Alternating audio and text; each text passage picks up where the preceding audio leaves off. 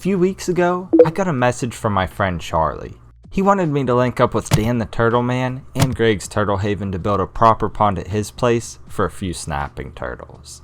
This one will be slightly different than others I've done on the channel thus far, as it will be made primarily from 2 stock ponds. The challenge of course is hiding them and making it all look natural, but it's certainly possible. Before flying down, I went to the drawing board to see how we could pull this off. As you can see here, the larger one will be submerged in the ground. Luckily that was addressed before we arrived, so we didn't need to do any of that. The other will overhang from the top to create a bog filter with a spillway. In Florida, we immediately got to work. The blue pond was already buried, but we still had to determine where the other one should go. Having this properly situated will make it much easier to hide it all with Hardscape later on.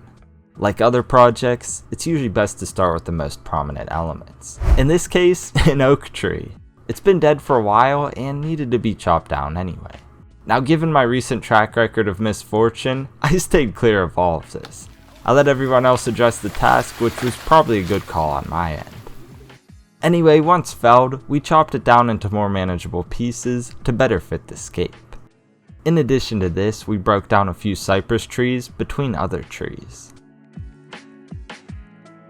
After all of that, we had a great selection to work from. Before using any of these though, we concealed the blue basin with pond liner. A few sections may get missed later, but having this black instead of blue will make any errors far less noticeable. I went back and removed the excess under the spillway. Then we dug a trench along the basin, stuffed the liner into it, and backfilled it with dirt to lock it down so everything remained flush. From here we started adding the branches. They'll be a vital part of the design, so getting them appropriately placed now will streamline the entire process as we go. We had to remove a few sections to get a better fit, but they certainly tie it together even this early in the build. Then I finished trimming the liner.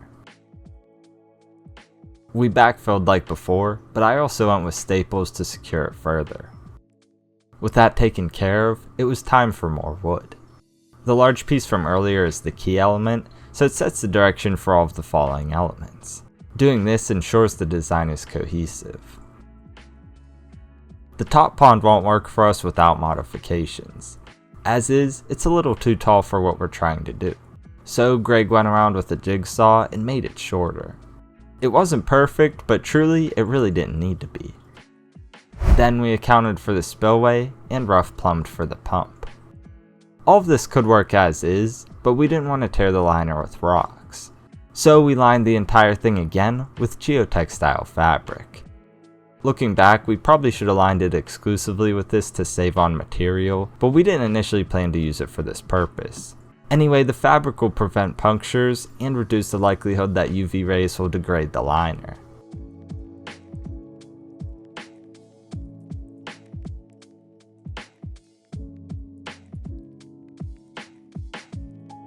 At this point we were finally ready for the rocks, so we went to a nearby landscape yard and made our selections. Limestone has excellent texture and is readily available in Florida, so that's what we'll use.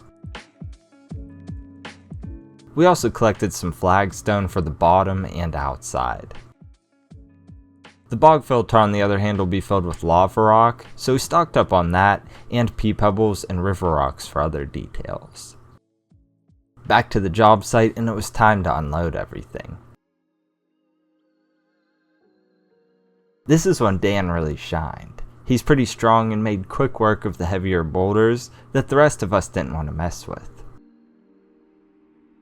I always love the rocking process because this is when things really start to unfold. To begin, we lined the bottom with flagstone to keep the liner from moving around.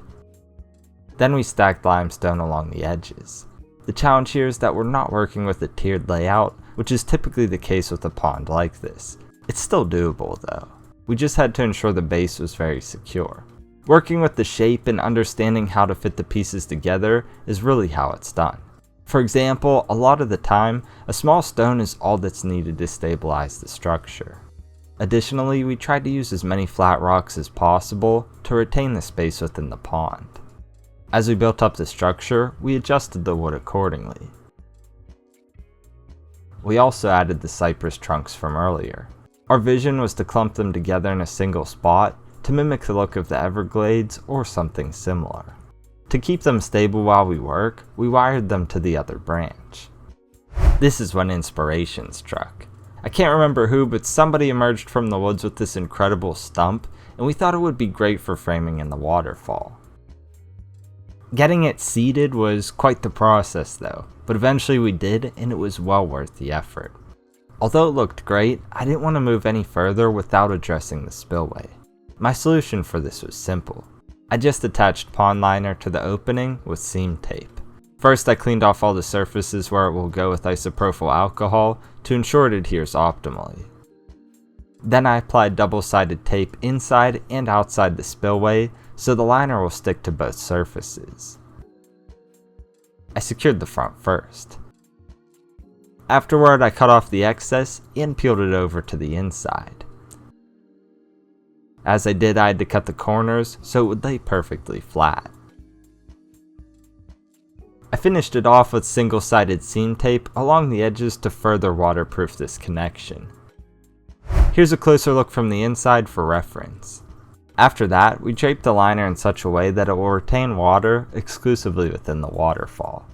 Back the next day and it was time to finish up. We split up into teams to start. I finished designing the bog system while everyone else got more hardscape materials. We need the pump's tube to feed into the top container. The most effective means for that is probably a bulkhead, so that's what I'll use.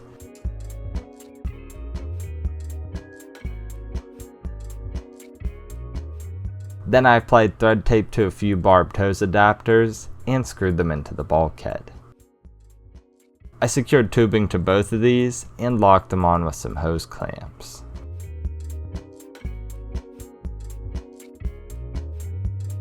For efficiency and easy maintenance, I wanted to make sure that this had a clean out. The design I came up with will consist of an irrigation valve box, downspout adapters, and a perforated corrugated pipe. I affixed the downspout adapters to the valve box to make a connection for the corrugated pipe. I snaked this along the bottom of the bog to create a void space which will later aid in the clean out process. We rinsed off all of the lava rock prior to covering the pipe and filling it up. We really messed with the strength of this pond because we cut it shorter. To keep its shape and ensure stability, we put a few lengths of rebar around the outside. From there, we continued scaping and getting everything in place. An important detail to address was securing the pump within the rocks so the turtles couldn't mess with it. So we did exactly that, but it's still easy to access for maintenance when necessary. This huge stone was a pain to move, but it truly framed in the bog and allowed us to quickly build up the berm. We dug a hole behind this for a little palm tree that perfectly fits the space. I personally love how the curved trunk fits perfectly over the stone. We used geotextile fabric and expanding foam to seal off cracks between elements as we continued building up the berm. These will keep soil from eroding into the pond. As the boys continued building up the berm, I locked the cypress trunks to the oak with a few structural screws so they don't go anywhere. The last major thing to address is the waterfall. This huge curved stone made it easy to pull off all on its own. However, to ensure the water flows over and not behind it, we applied expanding foam and hid it with gravel.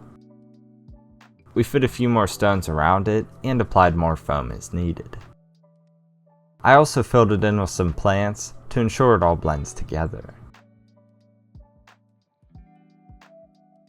Back into the basin with more flagstone. We filled most of the bottom with this to reduce the amount of sediment buildup. Any gaps or spaces that remained, we filled with river stones and gravel, which we rinsed ahead to remove debris. We also put a massive piece of flagstone near the front to transition into the pond.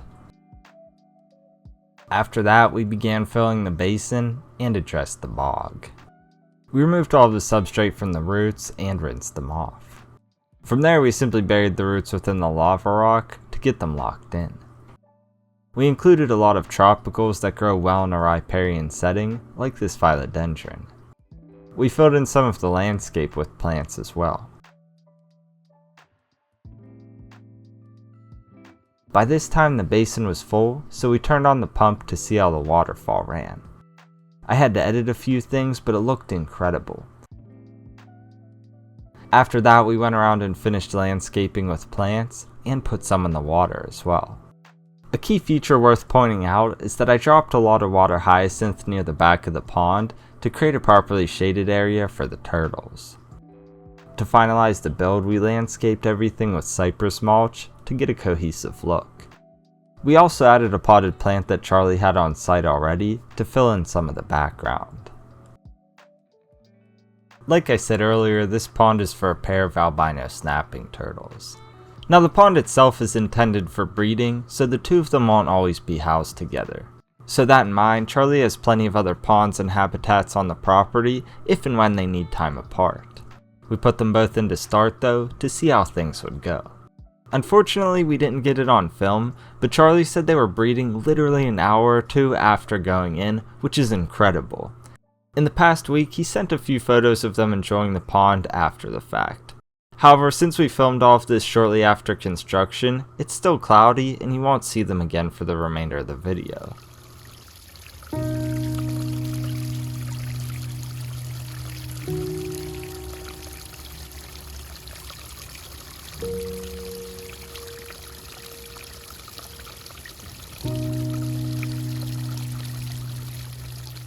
Introducing our DIY snapping turtle breeding pond. It was pretty easy to build, and if I didn't tell you otherwise, would you have any idea that this is made out of stock ponds? All things considered, I think we did a really awesome job creating this. We were limited on tools and time, but we put our heads together and made it happen. We all played our part, and it was a true collaboration. Even my traveling cameraman Nate assisted while he wasn't filming or doing tricks in the pool. Anyway, now Charlie has a proper naturalistic bog filtered pond that he can enjoy for years to come. I'm sure he'll want another one in time, so I'm guessing this is just the beginning. Until then, we can enjoy the pond side views together. As always, I hope you all enjoyed the video and learned something new. Until next time, Serpa Squad, take care and peace.